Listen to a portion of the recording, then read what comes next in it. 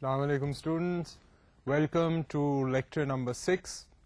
Today is a continuation of the prior lecture, and in this lecture I will focus on data gathering techniques, and this is going to bring us to a stage where we would have some hands-on tools to be able to determine how cultural anthropologists actually go into the field and get the data by virtue of which they can study human behavior and human cultures. So today is going to be an interesting lecture. Like I said, it's a continuation of the last lecture, and in this lecture I will focus in much greater detail and try to give you an introduction to the basic data gathering techniques used in cultural anthropology. Now, the first such technique that cultural anthropologists use when they go into the field to carry out field work is they use this technique, this method called participant observation. The first thing to remember about participant observation is that anthropologists use this technique more extensively and frequently than other social scientists. Now, anthropologists use participant observation like other social scientists. I mean, participant observation is not a technique solely confined to cultural anthropology. There are other principles which rely on this very useful technique. But the point to make here is that cultural anthropology relies very heavily on this particular technique, participant observation, and perhaps more so than a lot of the other social sciences. And in this regard, it would be fair to make the statement that cultural anthropologists perhaps use participant observation as their favorite technique while conducting field work. Another thing, having sort of given this basic generalized statement regarding the popularity of participant observation, let me go on to say that participant observation means becoming involved in the culture under study while making systematic observations about what goes on in it. So, participant observation is essentially becoming involved, becoming immersed in a particular culture. That's what participant observation is about. I mean, it's about a participant, a researcher who is a participant, going and observing, going and noticing, carefully noticing for the purposes of research. So, the participant observer is the researcher, is the cultural anthropologist who goes into the field, who goes into a particular culture, a particular community, and makes observations. And going into the culture under study makes systematic observations. You know, it's not going, if I'm going into a community to go and study, you know, the state of public schools, it will do me no good, you know, to go and talk about the kinds of music that I heard. You know, I mean, that is something I might have observed as well. Or that, you know, there's very good mithai available in particular parts of the Punjab. If I've gone to observe the state of condition of schools, of government schools, I mean, I cannot talk about other things. I have to talk about essentially things of relevance, and I have to talk about them in a certain order. For it to make sense, I need to make systematic observation. Now, there are particular guidelines to help conduct participant observation fieldwork, and one of these guidelines is that before approaching the field, it is advisable to obtain clearance from all appropriate levels of the political administrative hierarchy. Now, this is a kind of a hands-on approach, if you will, in practical life. I mean, this is a guideline for those people who actually go into the field in order to make participant observations. And for these people, when you actually go into the field, I mean, you have to realize that for researcher, I mean, you can't just walk into a culture, walk into a community. It's not like everyone's going to open their doors and you're going to start observing them and asking them questions and they will just let you do that. I mean, you have to have some kind of authority in order to conduct research. I mean, if you, in subsequent years, in, let's say, 5 or 10 years, you decide to become a researcher or a social scientist or a cultural anthropologist or even a journalist, I mean, you need a press card. I mean, you need some kind of authority, some kind of legitimacy. You can't just barge into people's houses. I mean, you can't just go and start living in a village and taking notes in your diary. I mean, the chances of getting beaten up or chances of being thrown out. I mean, so in order to conduct participant research or other types of field work, it's necessary to get authority. Like if I'm studying, let's say, the state of public schools, I'll have to go through the education department.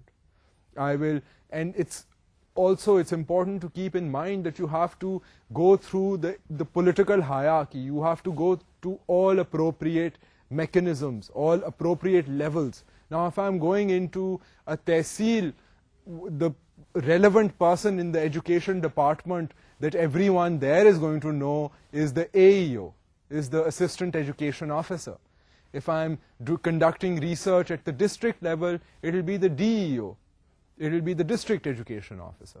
If I am conducting research at the provincial level, the relevant provincial authority will be the Education Department, the Punjab Secretary of Education. So one has to go through all relevant tiers in order to conduct research, in order to get appropriate level of authority. One has to be able to talk and communicate and get the endorsement and approval of the relevant authority. If it is a middle school in Rajanpur Tehsil, and I actually have to go to, let's say, a government boys middle school, the relevant authority there will be the headmaster. The headmaster has to be told through the education department, through the DEO's office, the district education officer's office, through the AEO's office, who is concerned with the particular tehsil, who I am, what I am doing in that school. So that kind of authority will be required. I can't just barge into a school and start asking them questions. No one's going to listen to me. So that is something that's important for a participant observer. They need to have that kind of authority in order to go and observe, to be able to be allowed to make observation. Another guideline that is advised to researchers is that local people at the grassroots level know their own culture better than anyone else, and their views need to be given due respect. Now, this is the EMIC approach. If you remember, if you recall from previous lectures, we had spoken about the EMIC approach.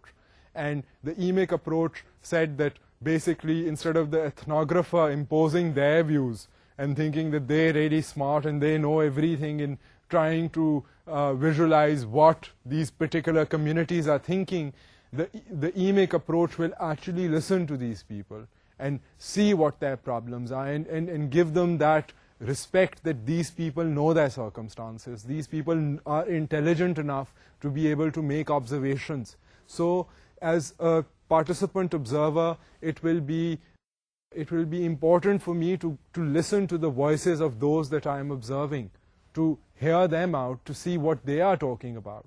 While I'm observing them, I should focus on the particular people, not just jot down anything that comes to my mind. My target audience, my focus area concerns people in a community that I am looking at, and that is the EMIC approach. Another word for that is grassroots, as you've probably noticed in the PowerPoint presentation and the slide. The grassroots level is the particular community that one is going to, be it, in Khusha, be it in Taxila, Tehsil, a public school, be it, particular neighborhood, a slum area, kachi abadi, that is all grassroots level. That is ground reality. Those are the people that one goes and looks at, their culture or their particular problems. That is called grassroots. Now, there are distinct advantages of using participant observation. Participant observation allows distinguishing between what people say they do and what they actually do. Now, this is, یہ فائدہ ہے participant observation کا. اب میں ایک observer ہوں, ایک researcher ہوں جو جا کر ایک کمیونٹی میں شریک ہو جاتا ہے, ان کی رسموں وغیرہ کو دیکھنے کے لیے میں وہاں پر موجود ہوں. تو مجھے کوئی بندہ کہے کہ جی ہم فرض کریں میں دیکھ رہا ہوں کہ جی اگر لیول آف ان امپلائمنٹ کتنا ہے. اب مجھے کوئی بندہ کہے جی اسی تو بڑی محنت کرنے ہیں جی, ہم تو دن رات ایک کر رہے ہیں جی تلاش معاش کے لیے, اور میں آبزرو کروں وہاں پر میں رہ رہا ہوں یا میں ہر روز وہاں جاؤں میں اور دیکھوں کہ یہ بندہ تو جی 11:30 بجے تک تو اٹھتا ہی نہیں ہے. سو دیٹ ول شو می کہ جی یہ کتنی محنت کر رہا ہے امپلائمنٹ ڈھونڈنے کی. So by actually observing someone, by observing circumstances, by observing behavior, one can differentiate between what people claim, what people say. کہنے کو تو بہت کچھ کہا جا سکتا ہے, بٹ جو ریالٹی ہے وہ آبزرویشن سے, ایک ریسرچر جو ہے جو کہ ایک کمیونٹی میں جا رہا ہے ایک پرابلم کو دیکھنے, ایک ایشو کو دیکھنے, وہ اس کو یہ ایڈوانٹیج ہوتا ہے کہ وہ وہاں پر خود موجود ہے. سو وہ ایکچولی دیکھ سکتا ہے کہ ہو کیا رہا ہے. So there is a difference between what people sometimes what people say and what people do, and a participant observer can actually go into the field and by virtue of his own observations make the difference between the two, between what people say and what people do. Another advantage of participant observation is that the greater the cultural immersion is, the greater is the authenticity of cultural data obtained. Now, immersion کہتے ہیں کہ وہ community کے اندر کتنی اچھی طرح جم گیا ہے, کتنی اچھی طرح امرس کر گیا ہے. So as a participant observer اگر میں کمیونٹی میں جاؤں اور میری بڑی کریڈیبلٹی ہو, لوگ کہیں ہاں جی یہ واقعی ہماری بات سننے آیا ہے, ہمارا مسئلہ حل کرنے آیا ہے, ایک یہ جینوئن عقل مند آدمی ہے, تو وہ میری بات بھی غور سے سنیں گے, اپنا مسئلہ جو ہے وہ بھی مجھے سچی یہ نہیں کہ ٹالنے کے لیے یا ایویں تماش بینی میں وہ بات کر دیں گے, وہ میرے ساتھ کھل جائیں گے. And by virtue of that a participant observer, when he can observe the frank behavior of people, can make much more honest observations, can actually see what is going on. So that essentially depends on the level of immersion that a person can obtain. Now if I go as a participant observer and میں کہوں کہ جی میں نے 11 بجے اب میں ایک غریب کمیونٹی میں جاؤں, وہاں پر میں کہوں جی جب میں آپ کو دیکھنے آؤں تو سارے کھڑے ہو کر مجھے سلام کریں اور میرے لیے چائے بھی آئے اور بسکٹ بھی آئیں, تو وہ تو کہیں گے یہ کیا بلا مصیبت آ گئی ہے یہاں پر. سو وہ آبویسلی مجھے ایکسیپٹ نہیں کریں گے, نہ ہی میرے سامنے کھولیں گے. سو یہ ایک گائیڈ لائن ہے کلچرل پارٹیسپینٹ آبزرورس کو, کلچرل اینتھروپالوجسٹ کو, کہ جب آپ جائیں تو try to not create a problem for those people, try to be as neutral as possible. یہ بھی نہیں کہ آپ ان کے ساتھ اتنے گھل مل جائیں کہ وہ آپ کی آپس میں مطلب آپ کا جو آبزرویشنز ہیں ان کو باعث کر دے. یہ مطلب اتنا زیادہ انٹریکشن, آپ ایک نیوٹرل رہیں, ایک نیوٹرل اپنا ایز اے ریسرچر آپ کا فرض بنتا ہے کہ آپ ذرا تھوڑا سا ڈسٹینس بھی ہو اور اتنا آپ کی جو جینوئن آپ کی جو ریسرچ کا جو مقصد ہے وہ بھی پورا ہو جائے. So that is the level of immersion that is required in order to conduct research.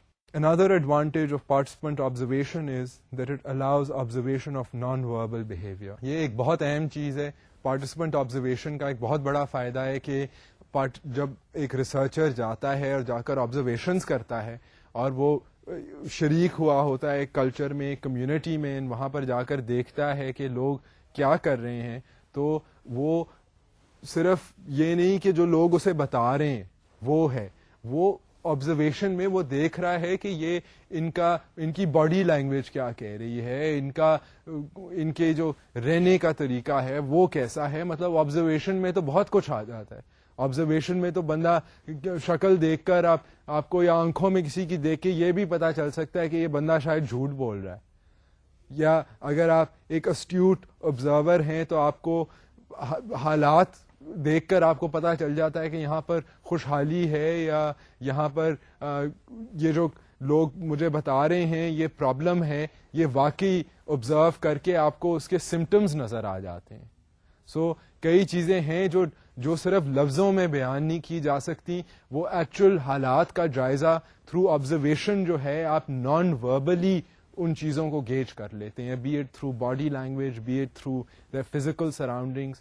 You get all these clues if one goes and conducts participatory observation. Now, like the advantages, I mean, there are unfortunately some disadvantages as well to conducting participant observation.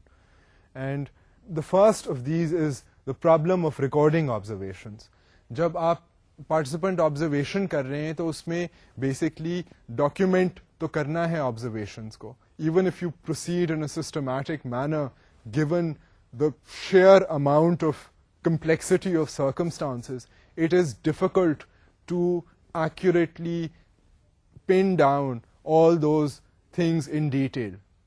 اب میں اگر ایک survey کویسچنیئر لے جاؤں ایک school میں تو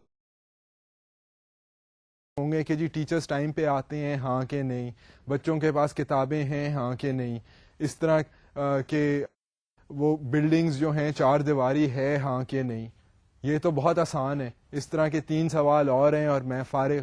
اگر میں پارٹیسپینٹ آبزرویشن کر رہا ہوں تو اس میں یہ ہو سکتا ہے کہ جو ایک ٹیچر ہے وہ آتا تو ہے وہ, مگر جب آتا ہے تو وہ چائے پینے کے لیے 15 منٹ کے لیے چلا جاتا ہے اور پھر کلاس جو ہے وہ 15 منٹ پہلے چھوڑ دیتا ہے. So documenting all of this is much more problematic than just doing a yes no yes no yes no, because observation میں تو بہت سی complexities آ جاتی ہیں. سو اس کو ڈاکیومنٹ کرنا, کیپچر کرنا is difficult. پھر یہ ہے کہ intrusive effect ہوتا ہے on the subject of study. اب subject of study کا مطلب ہے کہ جو لوگ ہیں جن کو اسٹڈی کیا جا رہا ہے وہ سبجیکٹ ہیں, ٹھیک ہے. سو اب ان کے اوپر آپ امپوز تو کرتے ہو. اب میں ایک اسکول میں جاؤں اور میں کہوں جی میں نے دیکھنا ہے کہ عام طور پہ اسکول میں کیا ہوتا ہے جب سے گھنٹی بجتی ہے. اب ظاہر ہے اگر میں وہاں جاؤں گا تو چیزیں تو ڈسرپٹ ہوں گی. وہ کہیں گے جی یہ تو آگے ہیں ورلڈ بینک والے یا کوئی این جی او والے, یہ ہمیں شاید پیسے دیں, تو وہ تو میرے ہی آگے پیچھے ہوں گے نا. اساتذہ سرکاری اسکولوں میں تو 2 ٹیچر ہوتے ہیں. سو وہ دو ٹیچر یا پڑھائیں بچوں کو یا وہ میرے سے بات کریں.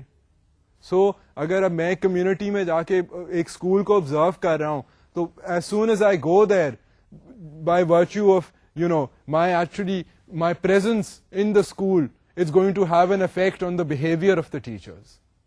So یہ تو ایک ایسی چیز ہے, unless آپ کوئی انویزیبل ہو جائیں تو وہ اور بات ہے, مگر یہ ہے کہ جب آپ آبزرو کرنے جائیں گے آپ کی پریزنس کی انفلوئنس تو ہوگی آپ کے سبجیکٹس پر.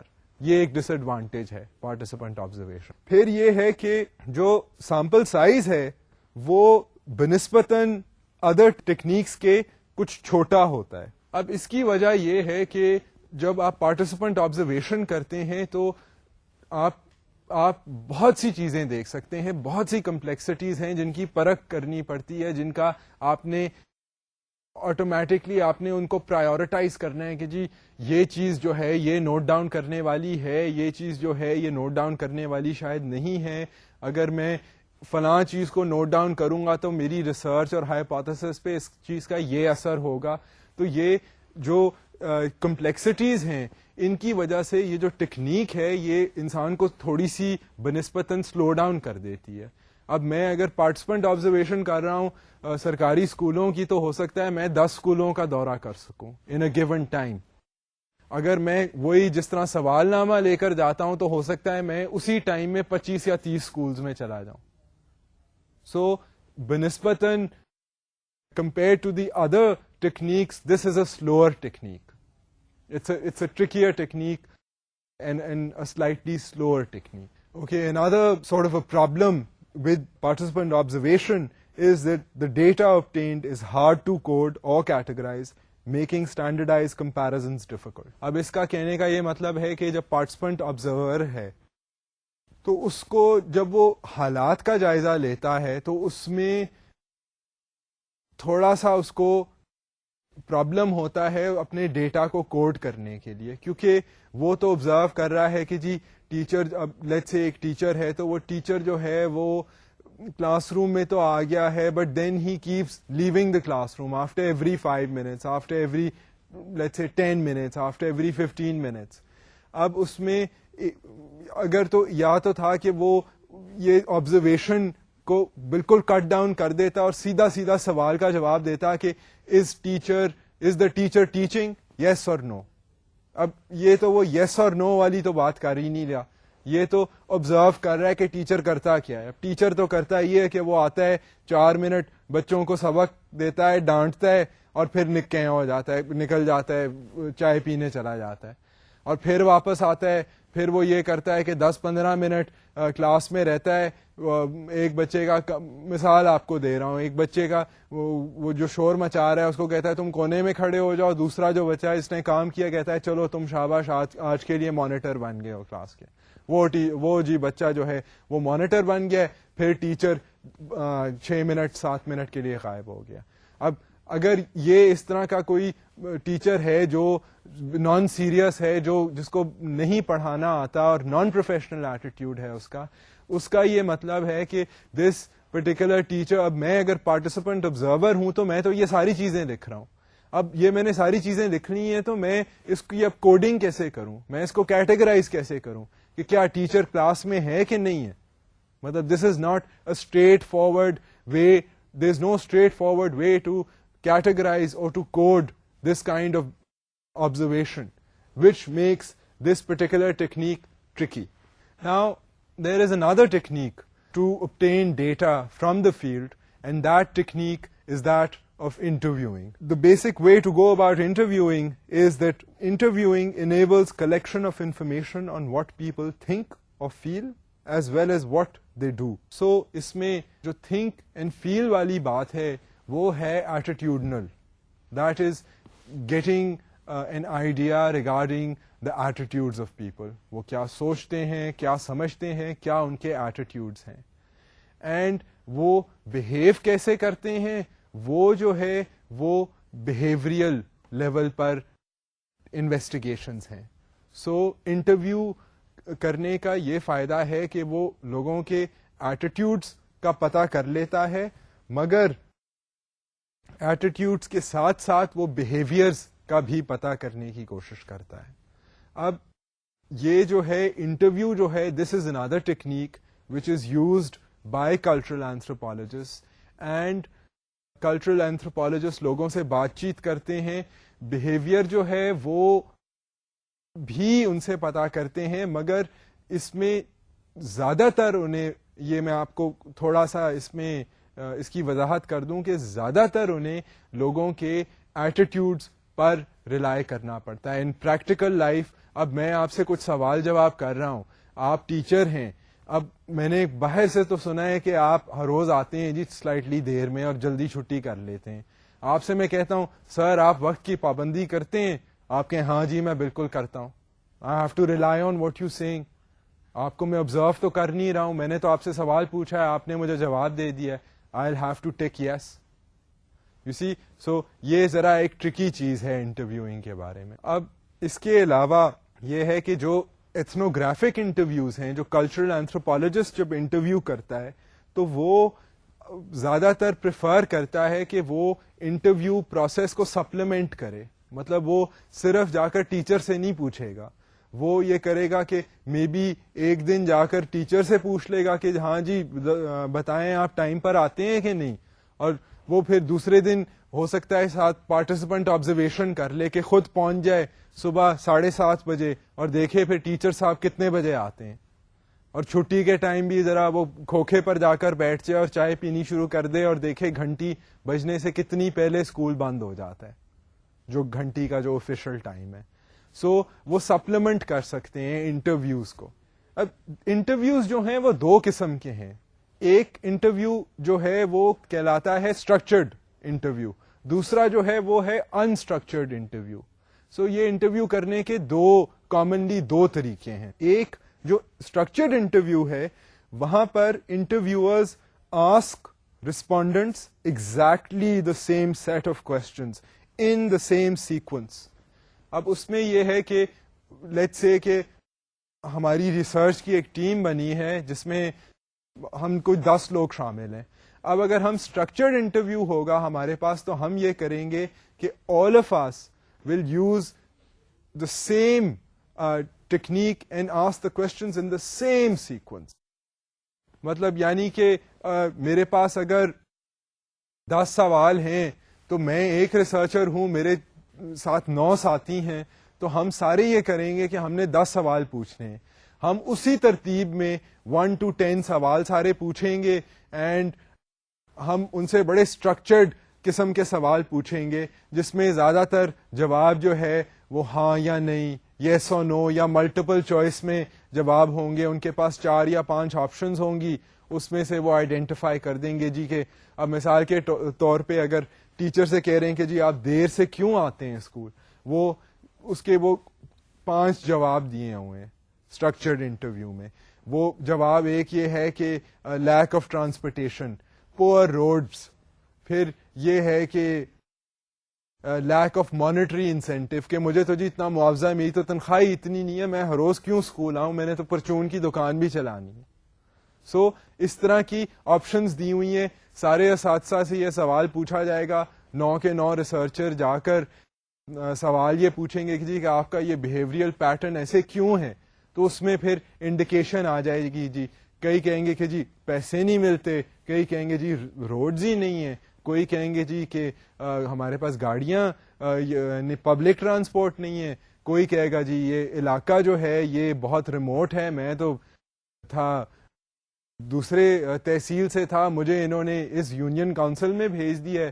کوئی کہے گا کہ جی یہاں پر تو وہ اوپر سے پکڑ دکڑ ہی نہیں ہے, ہمیں کیا ضرورت ہے, ہم مطلب اگر ہفتے میں 3 بار اسکول آ سکتے ہیں تو ہمیں کیا ضرورت ہے ہم ہر روز اسکول آئیں. So these are some of the things which we have to look at. I mean, if one wants to pursue the idea of carrying out research. Another thing that is important is this now moves on to the idea of unstructured interviews. And unstructured interviews basically imply using a minimal level of control. وہ structured interviews کی طرح جو ایک قسم کا سوال میں جکڑ لیتے ہیں, مطلب کہ یا آپ کے پاس آپشنز ہیں جی کہ اے بی سی ڈی ای یا یس یا نو, دیٹس اٹ. اس میں کوئی اور گنجائش ہی نہیں ہے کہ وہ کوئی اور جواب دیں. یہ جو اوپن اینڈڈ جو انٹرویو ہے اس میں گنجائش ہوتی ہے. اس میں یہ ہے کہ زیادہ تر جو ہے نا وہ سبجیکٹس وہ آنسر کرتے ہیں open ended questions in their own words. مطلب اب میں ریسرچر ہوں تو میں سوال پوچھوں گا, آئی ول سے what do you think about this. آگے پھر رسپونڈنٹ جو ہے جو سبجیکٹ ہے اس کی مرضی ہے, وہ جو مرضی جواب دے, ٹھیک ہے نا. اب اس میں ہو سکتا ہے کسی کا ریزن جو ہے وہ فائنینشیل ریزن ہو, کسی کا کوئی سائیکولوجیکل ریزن ہو, کسی کا کوئی پرسنل ریزن ہو. ان کے پاس اتنی گنجائش ہے کہ وہ 4-6 لائنوں میں جو مرضی جواب دینا ہے وہ جواب دیں. سو یہ انسٹرکچرڈ انٹرویو کرنے کا یہ فائدہ ہوتا ہے. کچھ جنرل گائیڈ لائنز ہیں ریسرچرز کے لیے that are useful to conduct research. ایک تو یہ ہے کہ ڈسٹورشنز کو ریسرچ میں جو تحقیقات جو ہیں وہ اکٹھی ہوتی ہیں تو اس کے اندر ڈسٹورشنز کو پریونٹ کرنے کے لیے یا انیکوریسیز کو پریونٹ کرنے کے لیے یہ کہا جاتا ہے کہ to minimise distortions in collected data researchers can check the validity of their findings by either cross-checking information given by respondents or repeating the same question at a later time. کہنے کا مقصد یہ ہے کہ 2 طریقے ہیں جو کہ عام طور پر استعمال کیے جاتے ہیں. ریسرچرز یہ طریقے استعمال کرتے ہیں کہ وہ انشور کریں کہ جی ہم جو اتنی محنت کر کے ریسرچ کر رہے ہیں یہ کوئی ٹروتھفل ریسرچ بھی ہے کہ ایویں ہی ہمیں کمیونٹی میں ہم گئے ہیں, ہمارے سے کوئی جو منہ میں آیا ہے وہ اس نے بول دیا ہے, رسپونڈنٹ نے وہ پتہ نہیں جینیوئن بھی بات کی ہے کہ نہیں کی. سو اس کے لیے دو طریقے ہیں. ایک تو یہ ہے کہ آپ کراس چیک کر سکتے ہیں اس انفارمیشن کو. بائی کراس چیک مینس کہ اب آپ نے مجھے ایک بات بتائی ہے, ٹھیک ہے, اب میں وہی, آپ ایک ٹیچر ہیں, آپ نے مجھے ایک بات بتائی ہے, اب میں وہی جو سوال ہے وہ ایک اور ٹیچر سے پوچھوں, یا میں یہ کروں کہ اگر آپ کے اسکول کے بارے میں وہ کوئی بات ہے, آپ مجھے بتاتے ہیں کہ جی یہاں پر تو جو لیٹرینز ہیں نا وہ اس کا بڑا مسئلہ ہے, اگر لیٹرینز یہاں پر ہوتی نا, سہولت ہوتی لیٹرینز کی, تو آپ یقین مانیں یہاں علاقے کے جو بچے یا بچیاں ہیں وہ بہت زیادہ آتے, پرائیویٹ اسکول میں نہ جاتے یا ایک اور اسکول میں نہ جاتے یا گھر نہ بیٹھتے, وہ ڈیفینیٹلی اسکول آتے. جی اگر کم از کم کلین ڈرنکنگ واٹر ہی ہوتا نا یہاں پر, تو ہماری جو تعداد تھی اسکول کی وہ بڑھ جاتی. پھر اس کو کراس چیک کرنے کا یہ طریقہ ہے that the researcher takes the same question and goes to the community, it goes to the parents and says کہ جی اگر اس اسکول میں آپ کے خیال میں اگر یہ فیسلٹیز, بیسک فیسلٹیز ہوں, آپ بھیجیں گے اپنے بچوں کو زیادہ اسکول میں بھیجیں گے آپ, اگر آپ کے ابھی بچے اسکول نہیں جا رہے, اینڈ اگر یہ فائدہ ہو اسکول میں کہ ان کو کم از کم پانی ملے گا, کم از کم لیٹرین ہے وہاں پر, چار دیواری بنی ہوئی ہے, تو آپ کے بچے جو ہیں اگر وہ کمفرٹیبل پلیس میں بیٹھ سکتے ہیں, ان کے پاس کتابیں ہیں, تو آپ بھیجیں گے اسکول بچوں کو. So you are cross checking the information provided to you by a teacher by asking someone else about their school. Or if it concerns educational policy affecting the teachers, you can ask various teachers the same question. You can even go and to a teacher, if let's say you're asking them a yes-no question and you feel that they've said yes once, just without thinking about it, you can ask them the same question again. آپ ذرا گھوم پھر کر پھر وہ سوال کر لیں, دیکھیں اس وقت کیا جواب دے رہے ہیں. اگر وہ اپنے بات پر اسٹینڈ کرتے ہیں تو دین اٹ مینس کہ that is what they believe. So these are ways of ensuring کہ جو آپ انفارمیشن لے رہے ہیں وہ جینیوئن بھی ہے کہ نہیں. ایک یہ ضروری چیز ہے کہ سوال جو ہے نا ان کو نیوٹرلی فریم کرنا چاہیے. اب اس کا کہنے کا یہ مطلب ہے کہ جب اوپن اینڈیڈ سوال, بالخصوص اوپن اینڈیڈ سوال ہوں, اس میں by the very way that a researcher asks a question can influence a respondent. اب میں جاؤں لیٹس سے ایک اسکول میں اینڈ میں نے پہنی ہو وردی یا کوئی میں نے پہنا ہو سوٹ, انہیں پتا ہے کہ جی یہ کوئی بڑا پاورفل بندہ آ گیا ہے. میں جاؤں سرکاری اسکول میں جہاں پر ہیڈ ٹیچر کو پیسے مل رہے ہیں 4,000 روپے, مجھے مل رہے ہیں 40,000 روپے اس اسکول میں جانے کے لیے. اب میں ساتھ سرکاری گاڑی میں جاؤں تو میں اس سے جا کر پوچھوں کہ جی آپ ناغے تو زیادہ نہیں کرتے ہیں اسکول میں, تو وہ تو اس کا جواب امیجیٹلی وہ بیک فٹ پہ جائے گا, ہیل سے جی نہیں. اگر میں کسی اور سے, some of these questions they can really influence the response of the respondent. اگر میں نیگیٹولی سوال پوچھوں گا تو زیادہ تر جو ہے I will get a negative response. For example if I ask someone do you don't smoke, do you? The tendency for me to get the answer no is going to increase. You can actually influence, and یہ کیونکہ کئی بڑے still سوال ہوتے ہیں, مطلب ابھی تو میں آپ کو ذرا وہ موٹی موٹی مثالیں دے رہا ہوں, مگر جب ریسرچ میں جب 45 یا 40 سوال اکٹھے پوچھے جا رہے ہوں تو اس میں سوال جس طرح بنے ہوتے ہیں اس کے اوپر بھی غور کرنا ضروری ہے, کیونکہ کئی بار سوال پوچھنے میں ہی بندہ انفلوئنس کر دیتا ہے جو جس بندے کو جس نے جواب دینا ہو, اور اس کی اگر کوئی پکڑ دکڑ نہیں ہے تو وہ ہو سکتا ہے آپ سڑک پہ کوئی جا رہا ہے, آپ اس سے پوچھیں جی آپ سگریٹ تو نہیں پیتے نا, تو وہ کہے گا نہیں میں تو نہیں پیتا. اگر آپ یہی سوال پوچھیں کہ ایکسکیوز می جی آپ کیا سگریٹ پیتے ہیں, تو یہ ایک نیوٹرل طریقہ ہے سوال پوچھنے کا. اب ایک اور ٹیکنیک جو ہے جو کہ ڈیٹا جس سے گیدر کیا جاتا ہے, that is called census taking.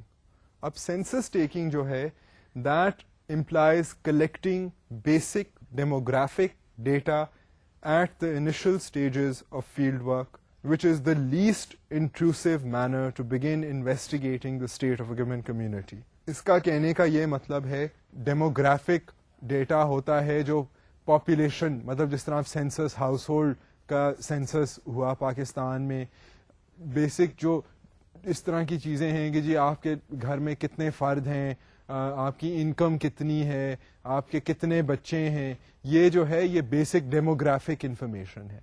سو یہ ایک ابتدائی ڈور اوپننگ ٹائپ ٹیکنیک ہے. میں ایک ریسرچر ہوں جس نے 3 مہینے جا کر ایک علاقے میں رہنا ہے اور میں نے بات کرنی ہے 4-5 نیبرہڈز میں. میں نے دیکھنا ہے کہ جی ان کے جو لائیولیہڈ پیٹرنز ہیں وہ کیسے ہیں، یہ کیسے پیسے کماتے ہیں یہ لوگ. تو ایک قسم کا تعارف ہی ہو جائے گا کہ میں ڈور ٹو ڈور جا کر ان سے بیسک اپنا تعارف کراؤں کہ جی میں یہ فلاں فلاں ریسرچ کر رہا ہوں، میں آپ کے علاقے میں آیا ہوا ہوں اور ابھی ابتدائی طور پہ میں آپ لوگوں کی مدد کرنے کی کوشش کروں گا اور اس لیے ریسرچ ہو رہی ہے، یہ فلاں فلاں سرکاری ادارہ غیر سرکاری ادارہ یہ ریسرچ کروا رہا ہے، اور آپ مجھے کائنڈلی پلیز یہ بتا دیں آپ کے گھر میں کتنے افراد ہیں، آپ کی آمدنی کتنی ہے، آپ کے بچے کتنے ہیں. یہ basic information, demographic information. So this kind of information is not آپ کو جا کر ان سے ایک دم آپ نے سوال نہیں کرنے شروع کر دیے کہ ہاں جی آپ کا بیٹا تو پڑھا لکھا ہے، یہ کام کیوں نہیں کرتا، نوک کیا اور اس طرح کی بات کر دی. وہ بڑا انٹروسو طریقہ ہو جاتا. This is a basic gradual non intrusive way to begin research. So اس سے آپ کو ایک قسم کا جائزہ ہو جاتا ہے کہ اچھا یہ کمیونٹی ہے، یہ ان کے جنرل حالات ہیں، اتنے ان کے بچے ہیں جو پیسے کما سکتے ہیں، ان کی یہ ایجز ہیں، پھر بھی یہاں پر اتنی غربت ہے، ایک گھر ہے، ان کی آمدنی جو ہے ملا کر وہ 10,000 ہے، 7 لوگ ہیں گھر میں. اس طرح کی آپ کو بیسک انفارمیشن جو ہے وہ پتہ چل جاتا. اب ایک اور طریقہ جو ہے ریسرچ اور ڈیٹا کلیکٹ کرنے کا ان cultural anthropology is by undertaking document analysis. Now, document analysis can be undertaken by carrying out documentary analysis of administrative records, newspapers, and even popular culture like song lyrics or nursery rhymes is often surprisingly revealing about the circumstances, aspirations, and values of different people. Records جو ہیں، documents جو ہیں، document تو بہت سی چیزوں کو document کہا جا سکتا ہے. And from a cultural anthropological view point I mean you can even think of songs اور nursery rhymes to be kinds of documents اور ایگزامپلز آف ریٹن ورڈ اور spoken word that exist in a tangible form which you can read and analyze and see what these people think, what kinds of values are they trying to impart to their children. So these are useful techniques to get insight into the culture and the behavioral patterns and the ideas of a particular culture, of a particular community. In this regard, I mean, to give an example, in the 1930s, cultural anthropologists گئے to Swaziland. And they were trying to look at the idea of polygamy, which is کہ ایک وہ جو multiple marriages نہیں ہوتے ہیں تو وہ polygamy کے پیٹرنس کو دیکھنے گئے. اب اس میں they wanted to see کہ polygamy میں اوور ٹائم جو ہے اس پریکٹس میں چینج آ رہا ہے کہ نہیں آ رہا ہے. سو اس کے لیے انہوں نے ڈاکیومنٹری انالیسس کے لیے انہوں نے یہ کیا کہ جی 1930 میں جب کلونیل وہاں پر ڈیکیڈ اور سو کے لیے سوازی لینڈ میں ڈیکیڈ اور سو کے لیے کلونیل رول تھا تو اس کے جو کاغذ ایڈمنسٹریٹو کاغذ تھے ٹیکس پرپسز کے لیے جو فائل ہوئے گئے تھے وہ انہوں نے ان ڈاکیومنٹس کا انالیسس کیا. اینڈ اس سے انہیں اندازہ ہو گیا کہ جی 1930 میں پولیگمی جو تھی وہ اتنی زیادہ تھی. وہ اس طرح اندازہ ہوا کہ اس وقت ٹیکس جو کلونیل ایڈمنسٹریشن تھی وہ ٹیکس کرتی تھی on the basis of the number of wives that a person had. So tax جب انہوں نے یہ ٹیکس ریکارڈز دیکھے انہیں پتا چل گیا کہ جی 1930 میں تو سوازی لینڈ میں لوگ جو تھے وہ اتنی شادیاں کی ہوئی تھیں انہوں نے. And then they could look at the current circumstances and determine how the practice of polygamy has changed over time. So these kinds of things. I mean, one can also find very interesting facts in newspapers. I mean, if you look at The Dawn, for example, you have this column on 50 years ago, and you can notice, the kinds of issues that were being talked about, socio-cultural, political issues being talked about at that time and now, and the difference. And so documentary analysis, provides very useful information regarding culture, and it's a good data collection tool. Now, genealogies, we will get into the idea of using genealogies at a later stage in more detail, but for now, just to introduce you to the idea of genealogies. What are genealogies? Genealogies essentially imply mappings of relations since people in these communities tend to interact more closely with their families than people in more complex societies, which have a greater number of institutions and professionals. So, mapping of relations of informants کو کہتے ہیں genealogy, اور genealogy جو ہے وہ بہت revealing ہوتی ہے ان اسمال اسکیل سوسائٹیز, کیونکہ یہاں پر جو لوگ ہیں they tend to interact much more closely through the family in comparison to more supposedly complex societies which have many other institutions like educational institutions, political institutions. تو وہ لوگ ان societies میں جہاں پر اس طرح کی انسٹیٹیوشنز ہیں وہ فیملی سے ہٹ کے بھی انٹریکشنز کرتے ہیں, مگر جو اسمال سوسائٹیز ہیں وہاں پر فیملیز میں انٹریکشن آپس میں لین دین وغیرہ جو ہے وہ بہت زیادہ ہوتی ہے, اور یہ جینیالوجیز اس طرح کی انفارمیشن جو ہیں وہ پرووائڈ کرتی ہیں. سو جینیالوجیز particularly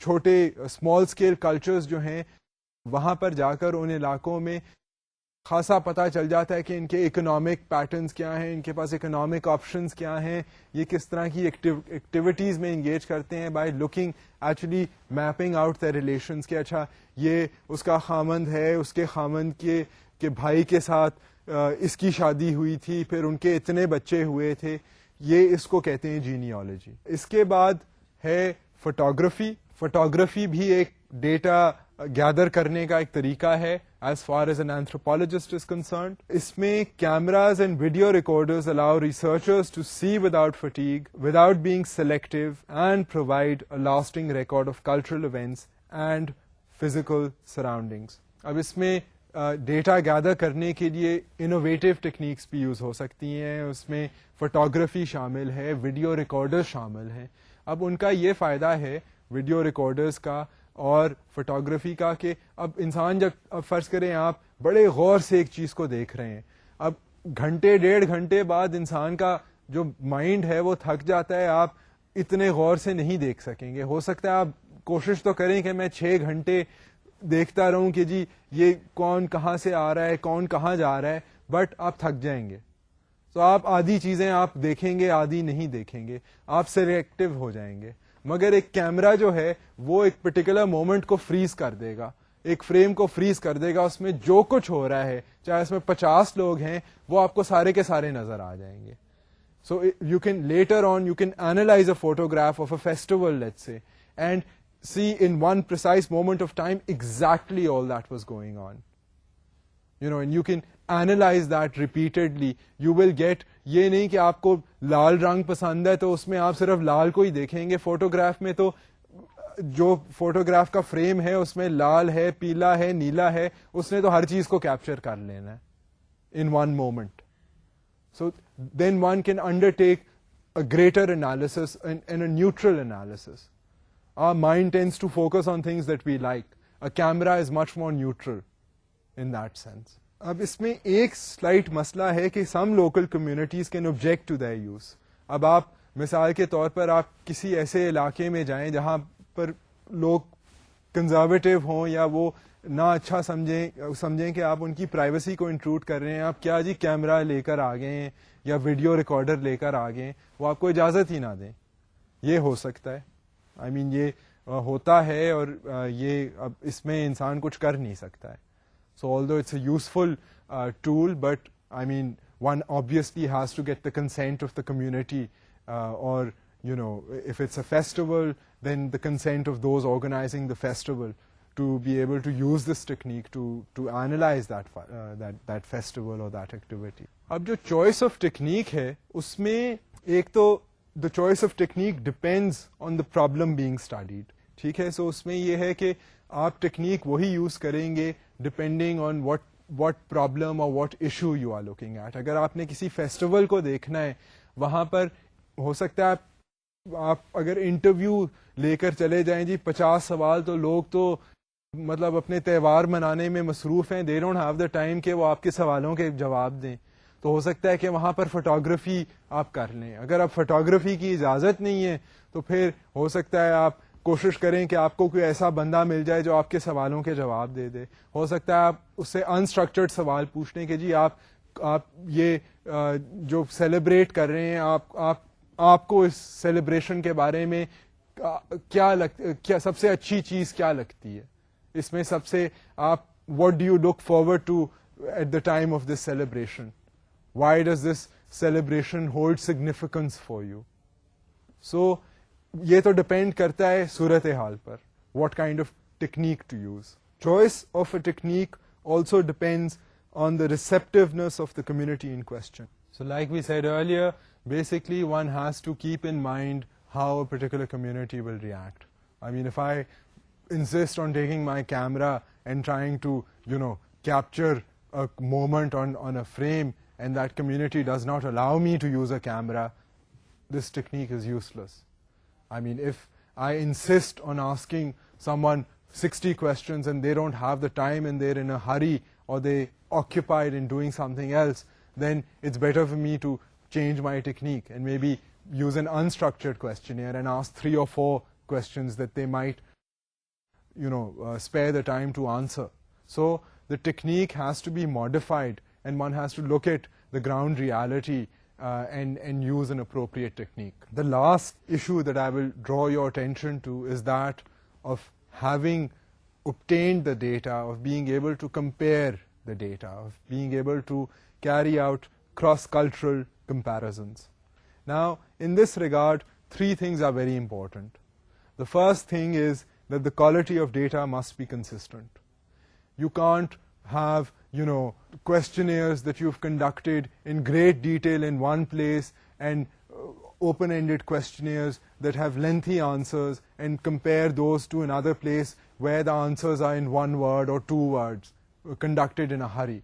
I mean, or you can't compare an ethnographic study that is 100 pages long with that which is 4 pages long. You need a consistent quality of data, to make a comparison between community A and community B.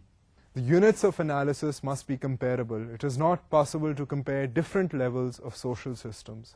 I mean, if you're talking about particular community, if you're talking about one tehsil or one union council within that tehsil or one village within a tehsil, then you can't talk about one tehsil and one union council or one tehsil and one district or one province and one nation.